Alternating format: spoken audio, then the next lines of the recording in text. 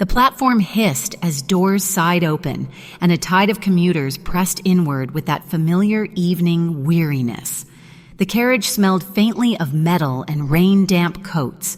A violinist on the far end grazed the melody of some unplaceable song, thin as a silver thread. The usual choreography unfolded, bags tucked close, glances lowered, shoulders angled defensively, and then it happened. Eyes met across the aisle, and a small, ordinary life snapped in half like a twig. Not a stare, not even a question, just recognition, as if some patient part of the heart had been waiting at this station for years, reading each timetable, knowing a stranger would arrive on schedule without a single word exchanged. The space between bodies turned into a wire-carrying heat. Air moved differently, colors sharpened. Every tiny noise became a clock measuring the length of that look. No introductions, no names, just a pulse that stepped forward to the edge of the ribs. The carriage jolted and those eyes didn't flinch. People swayed, phones glowed, the violin stalled. Still, that gaze held steady, curious, slightly amused, like the universe had whispered a reckless secret into both ears at once. You. A seat opened beside the window, and feet drifted toward it, but the body stayed rooted, unwilling to break the current. The stranger's hand gripped the overhead rail, fingers long, knuckles pale. The tendons a quiet relief map of someone who has carried things and not said much about it. A scar crossed the ring finger, thinner than a hair. That small imperfection felt intimate, and that intimacy shocked. How could a scar feel like a memory already shared? The train rolled through a tunnel where windows turned to black mirrors. In the reflection, the two of us floated side by side, though feet were yards apart, an accidental portrait framed by fluorescent light. The reflection made the distance more outrageous. The reflection made the distance feel like foreplay. The first smile was microscopic, just the corner of a mouth strengthening, the subtlest nod that said, "Yes, this is happening to me too." The response came like a shy spark, a blink, a breath held longer than necessary. The carriage rose back into light and the world resumed its shuffle, but a quiet agreement had formed without syntax. Not now, not yet, but soon. Stations passed, faces refreshed. Ads for vitamins and vacations slid by the windows. The violinist hopped off, replaced by a teenager tapping a beat on the seatback with impatient fingers. A child yawned open-mouthed and leaned into a mother's side. The stranger and this trembling bundle of blood kept time with the train, both pretending to read the same ad about summer beaches, both listening to the same unreasonable drum in the chest. When the announcement for the river stop rattled through the speaker, a sudden fear arrived. This might end in 30 seconds without ever beginning. The fear was protective of comfort, of predictability. The fear suggested looking away, saving face, calling it a pretty moment and going home to the unchanged dust on the bookshelf. The fear did not win. The eyes stayed. The doors parted and a breath of cool air lifted the fringe along the neck. The stranger made a tiny gesture, a fraction of a step toward the empty space near the doors, as if making room for what might become an approach. That care, so small, made everything inside soften. A hand slid down the pole. Palms were damp. The distance halved. Suddenly, the cologne of a nearby passenger gave way to the warmer, quieter scent of this particular human. Something like cedar with an afterthought of citrus. Clean and unbearably close. "Is this seat taken?" The voice was low. Sunlight diffused through linen. The head shook. The stranger sat. For a moment, both looked carefully at nothing. The floor, the ad, the emergency handle with its stern instructions. But the gravity was impossible to deny. A foot brushed the edge of a shoe and both pulled back a hair, then didn't. Knees aligned. The air thickened. An ache began, the good kind, the kind that means want and recognition have formed a conspiracy. Conversation started with the shield of the obvious. The rain, the late train, the way the city always smells different at night. Words doubled as testing taps along the planks of a bridge. Do they hold? Do we cross? Humor arrived. hesitant at first, then bold, warming cheeks from the inside.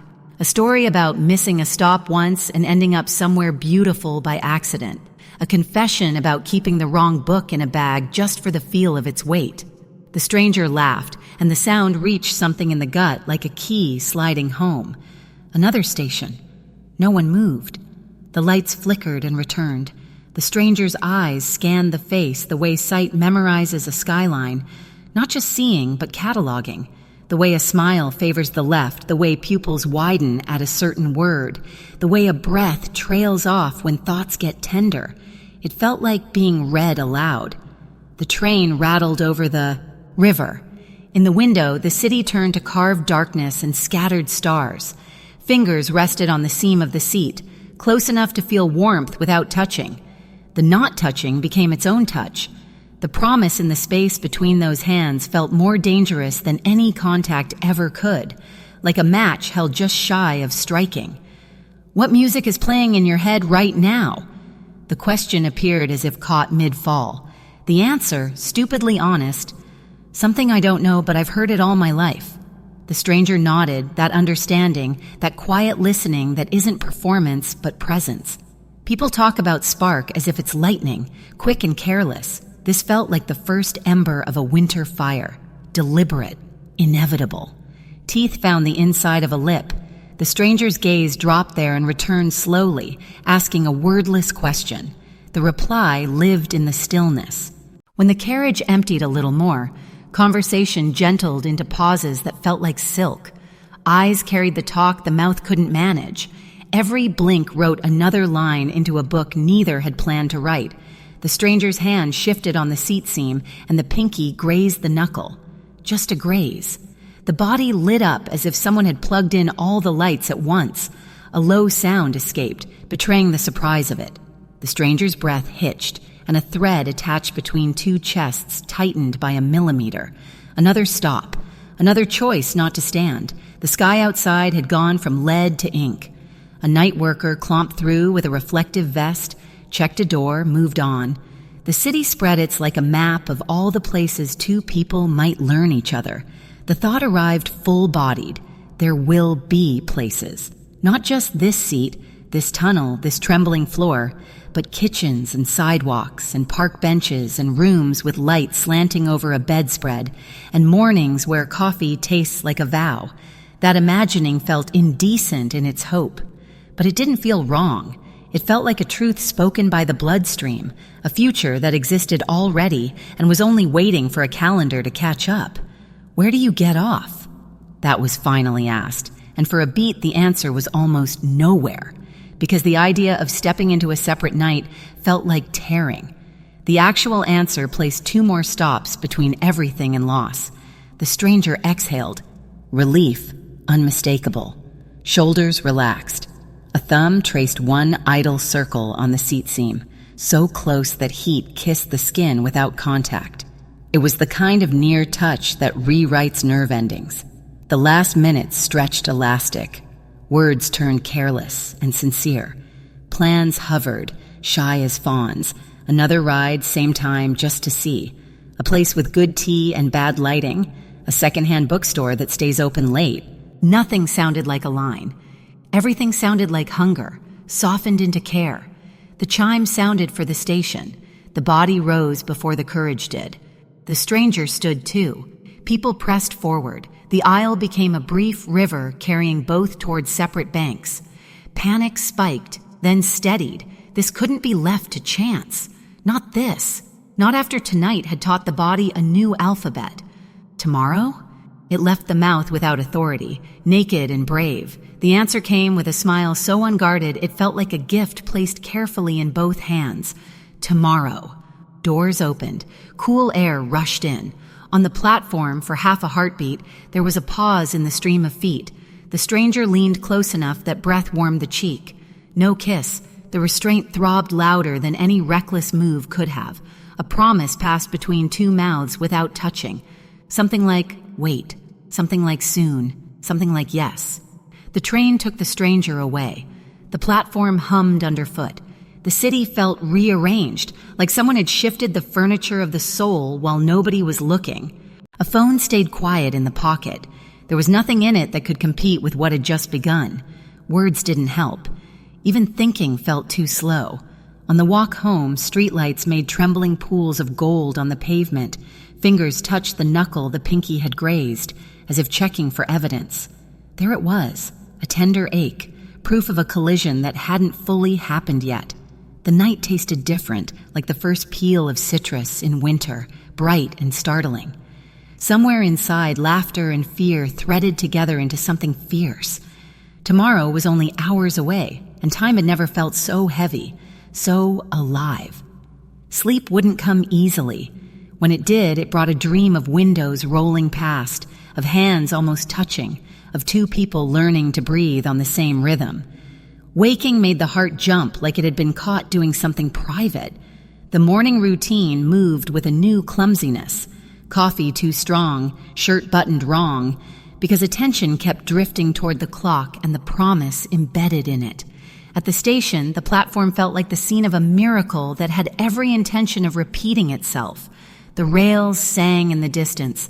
A crowd gathered, eyes scanned, silly with hope and certain as gravity. The train pulled in, and there was the gaze that had turned a life into kindling with a single spark.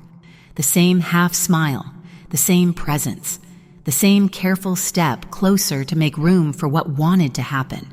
And in that second meeting, with bodies still not quite touching and everything inside already burning, it became undeniable.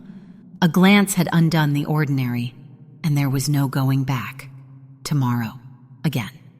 The train became a world of its own each night, a corridor of dim light and humming rails where rules softened and strangers brushed against each other as though destiny disguised itself in coincidence. At first, the stow. Len glances were harmless enough, a quick flick of the eyes across the carriage, a subtle recognition that lingered longer than it should. Each time there was a silent acknowledgement, like a secret handshake between souls who had no business meeting, yet could not help themselves. Those moments felt like tiny flames in the chest, brief but dangerous, because every flicker carried the promise of something far greater than reason would allow. It began with the smallest of accidents, a shoulder brushing against another as the train lurched, a murmur of apology, the ghost of a smile, and then silence. But that silence spoke louder than words, filling the air with something unspoken, heavy and electric. Soon, those brushes no longer felt accidental. They became deliberate invitations, subtle tests of how much desire could be hidden in plain sight without anyone noticing. A hand would linger on the pole just a little too close, a knee shifting in a way that brushed against the other's leg. Those touches burned hotter for their brevity, igniting the skin with sparks that lasted long after the moment had passed. It was madness.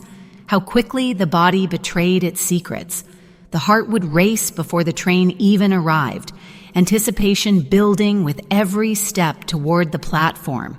The crowd pressing into the carriage felt like background noise, irrelevant to the secret drama unfolding in the silence between two people who weren't supposed to know each other this well. The world became a blur. All that mattered was the stranger's presence, the way a glance could strip away every defense and leave only raw wanting. Conversations began, whispered low enough that others wouldn't hear, though in truth the words themselves hardly mattered. A laugh shared over some trivial detail, an offhand remark about the lateness of the train.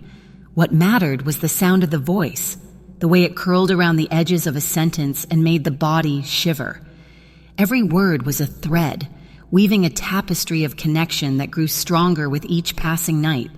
It was reckless, that certainty, and yet it was impossible to pull away. What made it unbearable was the restraint. Neither dared cross the line fully, and so every touch remained half-born, every glance unfinished. It was a love story written in margins and pauses, in the space between one station and the next. But restraint has its own cruelty. The longer it held, the stronger the need grew, until even the brush of a sleeve felt like lightning beneath the skin. The unspoken promise hung in the air. One day the dam would break, and when it did, there would be no stopping the flood. The train became more than a commute. It was a stage, a secret theater where passion rehearsed itself in fragments. A smile exchanged in the reflection of the window, a playful brush of hands when reaching for the same rail, the shared silence that spoke of everything forbidden yet irresistible. Each night fed the hunger. Each night made the temptation heavier until it was no longer possible to pretend it was harmless. The danger was real. The craving was real. And yet, neither wanted to escape it. There was a night when the train rattled more than usual, a storm outside shaking the city with thunder. Inside, the carriage felt warmer, more intimate, the lights flickering as if winking at the secret that had grown too heavy to contain. A sudden jolt pushed them closer, and this time there was no pulling back. A hand steadied against a chest, a breath caught, eyes locked, and the silence broke. No one else seemed to notice as lips hovered just close enough to feel the heat of breath mingling, as if the entire carriage had dissolved and left only two bodies caught in orbit. That kiss didn't happen yet, but the universe tilted on its axis, and both knew it was no longer a question of if, it was when. The temptation had already claimed them, and every moment from that night forward would be a countdown to the inevitable. Stolen glances had become stolen touches, and stolen touches had become stolen moments, and stolen moments were already becoming a dangerous love that refused to stay hidden. Desire was no longer a game played in shadows. It was a flame that would burn everything in its path if left unclaimed. The night ended like always, with separate exits and silent promises carried home in trembling hearts. But something had changed. The danger wasn't in what might happen. It was in knowing that nothing could stop it from happening. And that is how stolen moments, once so small and fleeting, grew into a temptation too powerful to ignore, pulling two souls into a secret too fierce to ever contain. It happened on a night that should have been ordinary. The same train, the same rhythm of wheels pulling through the darkness, the same glances that had been growing heavier with every passing day. But this time, something inside broke free. The hesitation that had kept everything contained until then dissolved in a single moment of surrender, as though the world itself had decided to push two bodies together and demand the truth finally be lived instead of hidden. The first kiss came like a storm, sudden and unstoppable, lips crashing with years of unspoken words behind them. It wasn't soft, it wasn't tentative, it was urgent, raw. The kind of kiss that doesn't ask permission but claims what was always meant to be. Breath tangled, hands grasped without thinking, and in that instant the boundary between two lives collapsed. The world outside might have still existed. Lights, noise, people, but it blurred into nothing. All that mattered was the heat of mouths pressing together, the dizzying rush of finally touching the way the heart had always demanded. Hands moved as if they already knew the map of the other body. Fingers slid over fabric, pulling closer, needing skin, needing to erase every inch of distance. The urgency was not just desire, but desperation, the kind that comes when waiting has become unbearable, when longing has grown too heavy to carry any longer. Every brush of fingertips, every clutch at clothing felt like a revelation, a discovery of something that had been waiting in silence for far too long. The train itself seemed to fade, leaving only a cocoon of heat and breath and the sound of two hearts pounding against ribs as if they were racing each other to the same finish line. It wasn't just about passion. There was a tenderness hidden in the urgency, a need to hold as much as to take. Each kiss carried not only fire but something deeper, something soft and dangerous at once. Love, the kind that wraps itself around desire and makes it heavier, more meaningful, impossible to mistake for anything fleeting. Every time lips met, it wasn't just hunger being satisfied. It was devotion, being declared without words, a vow spoken through touch that promised, I am yours, in this moment and beyond it. The bodies collided with a force that felt inevitable, as if they had always been designed for this collision, as if every yin and curve had been waiting to meet its counterpart. The way hips fit, the way arms locked, the way the weight of one body pressed against the other, it all felt rehearsed by fate. The urgency became rhythm, and the rhythm became surrender, until it was impossible to tell where one ended and the other began. Every nerve was alive, every breath caught fire, and it felt like drowning and flying at the same time. The night stretched longer than time usually allows. Hours passed like minutes, yet each second carried the weight of eternity. The world outside did not matter anymore. Not the rules, not the dangers, not the impossibility of what was happening. What mattered was the truth, finally lived through skin and heat, and the wild, unstoppable ache of love unleashed. The body remembered everything, the taste of lips, the warmth of hands, the trembling sound that escaped when passion grew too much to contain. Those memories etched themselves into the soul, not as desire alone, but as proof of a love so deep it refused to stay silent. And yet, beneath the frenzy, there was stillness too. A pause where foreheads rested together, breath ragged, hearts trembling in sync. A pause that whispered, "We've crossed the line, and we can never go back." But there was no fear in that realization, only relief. Finally, the waiting was over. Finally, what had been hidden in glances and silence was alive, breathing, undeniable. That night became more than just passion. It became a turning point. What began as temptation had transformed into a fire that would never die, not because of the heat alone, but because of what the heat carried inside it. Love. Real, unstoppable, consuming love. Every kiss that followed carried the memory of that first surrender, and every touch afterward was built on the foundation of that night when walls crumbled and two souls claimed each other fully. There was no going back, and there was no need to.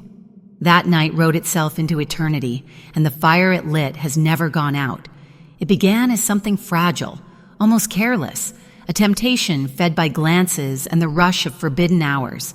Nights blurred into mornings, and what should have been nothing more than fleeting desire refused to loosen its hold. Every kiss deepened, every touch grew heavier, until the body itself craved the presence the way lungs crave air. It was never just about pleasure. It was the silence after, the calmness in the chest when two hearts pressed together as if they belonged inside the same skin. The addiction took root quietly, and soon there was no line between wanting and needing. The fire was never meant to last. At least, that's what reason whispered in those early days. This was dangerous. This was temporary. This was a secret too sharp to hold forever. And yet, each meeting burned hotter than the last, and instead of fading, it grew. A simple brush of lips could unravel everything, leaving both trembling in the aftermath, and every embrace carried with it not just desire, but devotion. The body ached for the other, but so did the soul, and that was where the truth began to reveal itself. Lust doesn't linger in the eyes after the touch ends. Lust doesn't wrap the heart in tenderness when the world feels unbearable. This was something more, something deeper, something that refused to be named until it was undeniable.